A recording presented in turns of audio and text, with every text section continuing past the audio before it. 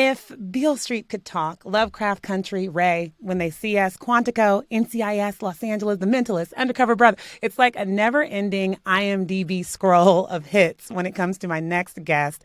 And then there's King Richard, for which she deservedly holds an Oscar nomination in the category of Best Supporting Actress for her turn as Venus and Serena's doting, but don't mess with her girls, mom, Orsine Williams. I'm talking about actress Aunjanue Ellis, who is featured in People's Oscars portfolio in this week's issue, out Friday, and will soon be honored at Essence Magazine's prestigious Black Women in Hollywood Awards. I will be there. I cannot wait for all the Black girl magic. But Aunjanue, I am so happy to have you here with me now to talk about just this incredible moment in your career and go Frisco, because we are both San Francisco girls, so I'm even more excited. Hey Welcome to the now. Hey show. now. Thank you. I'm happy to be here. I'm happy to be here. First up, just congratulations on your Oscar nomination. I know so many longtime fans like myself are thrilled you are being recognized in this way after such a long, successful time in the business. So it's about a week out now, though, from the big show. How are you feeling? I'm taking it day by day, which is something I've learned in the last 2 years, that that's just what you have to do. You have to take things day by day. You know what I mean? I have had a good time these last couple weeks. I didn't expect that, that I would go to these events and win or lose. I'm like, oh, this is fun. I just didn't think that it would be like that, you know? And a part of it is I think I'm just happy to be out the house a little bit, to Right? be like hanging out with other human beings. You know what I'm saying? For So sure. there's that. But yeah, I'm really enjoying it. So I look forward to that. It's just being hopefully this will be another night that I'm gonna have a good time. Yeah, I got to see you at the SAG Awards, the Screen Actors Guild Awards, and you were just on the carpet living life, looking fabulous. So, yes, I can attest to that. Thank you. I've read that landing the role of Orsine Brandy Williams in King Richard was not a walk in the park, and it was actually a bit of a challenge. But your persistence and your confidence and your ability just completely paid off. So take us into how you got the part for those who don't know. Well, I was, conventional way was sent the script, but the thing is that I knew that they were interested and were going to pursue, some other actors who are a lot more famous than I am. I'll just put it like that. But when I knew that, I for some reason I wasn't nervous about that. I wanted this part. When I read it, I was like, I want to do that. I want to do that. But when I found out that other piece of information that they were, thinking about other people, it didn't worry me too much because I felt like I feel like I'm gonna have a shot at this, if that makes sense. Mm-hmm. And then so when it opened up, I started doing the taping thing. My sister taped with me in Mississippi. Then they had to go to Atlanta to work, and she taped with me on the phone from Mississippi. So it was a lot of taping and a lot of my sister and her time, taping with me and yelling at my niece and nephew in between takes. But it's what we do. And then that led to a meeting with Ray Ronaldo Marcus Green, my hitter director, and then that led to meeting with Will in California. And so I had to, on the down low, run to Los Angeles, get on a plane on a Saturday while I was doing Lovecraft Country, and run out to Los Angeles real quick,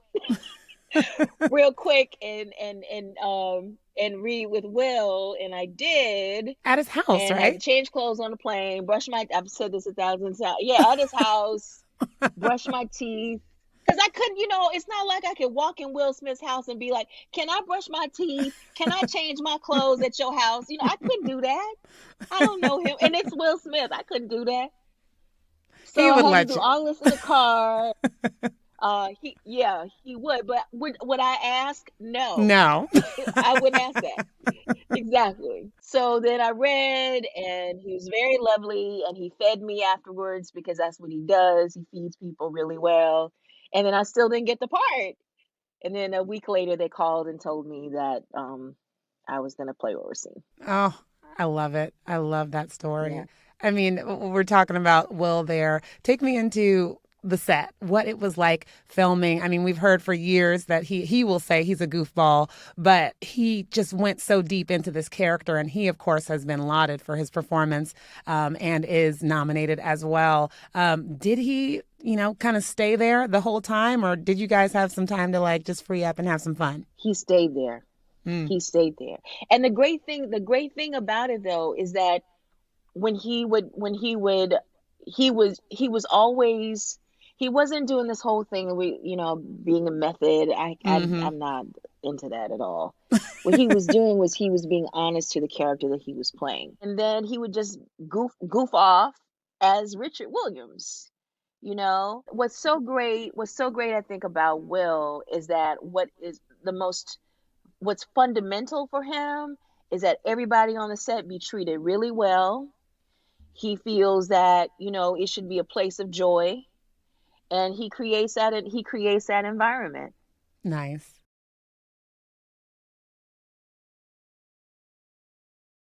So do you just have Venus and Serena on speed dial now? Like, how does this work?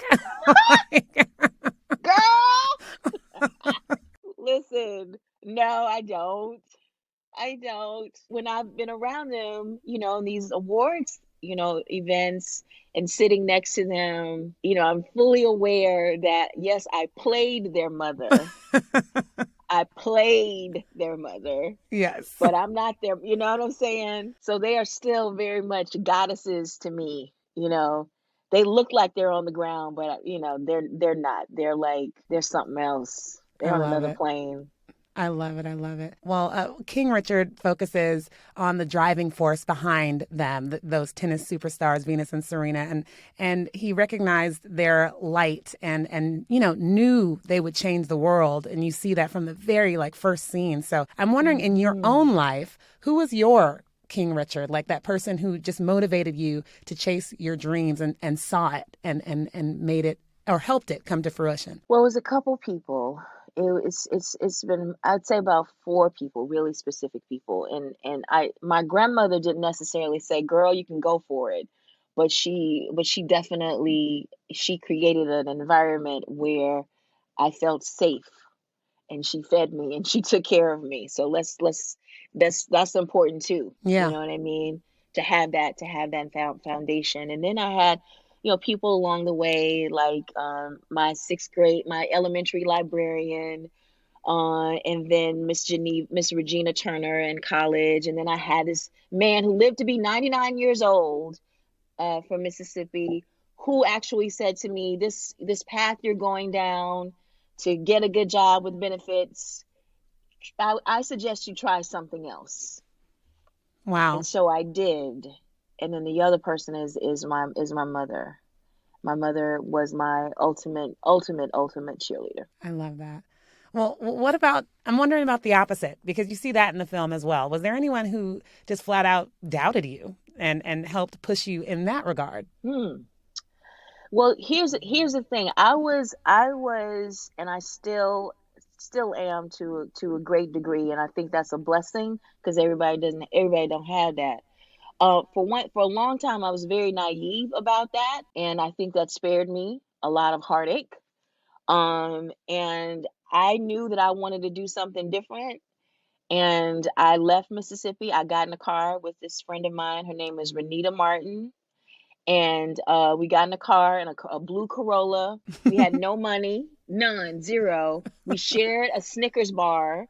We slept on the floor of her cousins who were at MIT because we had nowhere to live.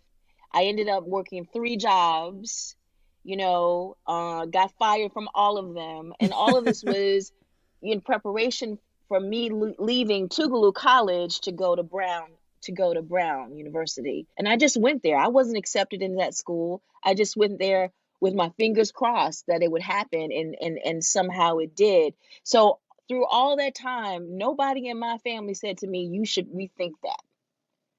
Maybe that's not something you should do." And I think it was because they knew that there was nothing they could do to stop me. So I think that my will has made me deaf, You know what I'm saying? That it just doesn't penetrate. I love It it. just doesn't penetrate. I tell you what, though, and this is important to say, what penetrates is my own voice, my own doubt. That's who I have to tell to shut up all the time, Yeah. all the time. Wow. Oh my goodness, powerful stuff. Well, you are seeing a claim that, our ancestors could only dream of. So I am just so excited for that. But at this point, along your journey, how does it feel to be a Black woman in Hollywood? You're being honored for that from Essence, and just thinking back from your first role to now, like, do you feel like that journey, that diversity, inclusion, everything that we have been pushing Hollywood towards for years is actually happening now? Well, first of all, I just want to say this, being a part of this was a, was a personal, very specific dream that I had, was to be included in this. And it's been, I've wanted this for a long, long time. So I'm so happy, and I'm so happy about that. So I want to say that. I think what's important to say that, we are in a lot of stuff now, and we have some wonderful, women producers who are creating some, great, great stuff, and I think the next step here is our owning the studios. How about that? And also, having more say about, what gets greenlit and that kind of thing, but also the breadth of our imagination that we can put on screen, small and big screens. There's an expectation that we are really limited, or they want to keep us very, very limited, and what that looks like. That's my resistance fight every day. That I want to be able to tell stories like Terrence Malick. I want to be able to tell stories like Wes Anderson. I want to be able to tell stories like P.T. Anderson and Martin Scorsese. These are this. I want to be given the money and the support to do that kind of work, because I've been in rooms and been on Zooms where people doubted that, and I know Mm-hmm. that doubt comes from they're not used to me, somebody looking like me, doing that, Yeah. you know so that's the thing that that I personally battle, and I'm going to continue to fight. Come a long way, and there's a ways to go. I hear you. Well, just Ways last to last go. question. Last question. Who in your life are you most excited to share this moment with? I mean, up there, we get this win. Let's say this happens. Who is it that you are gonna? We're partying tonight. Who is it? I call them the Get Fresh crew, and it consists of my niece Bowie, my nephew Mason, my brother-in-law Eric, my $1 million Stan Jones, and my other half, my sister Sasha. Oh, it's a family affair. I love it. Anjanou, Yeah. thank you so much for taking the time. This was so wonderful. Oh, thank you for having me. Thank you for wanting to talk to me today. I appreciate you.